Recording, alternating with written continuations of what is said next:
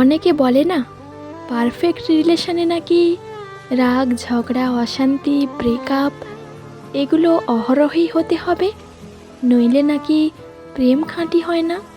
আমার কাছে কিন্তু এরকম রিলেশনশিপটা পারফেক্ট বলে মনে হয় না। যে সম্পর্কের মধ্যে ভালো থাকার জন্য যুদ্ধ করতে হয়, সব সময় মানসিক যন্ত্রণা সহ্য করতে হয়, আর নিজের আত্মসম্মান বিসর্জন দিতে হয়। পারফেক্ট রিলেশনশিপে তো একটা মানুষ আর একটা মানুষকে বুঝবে।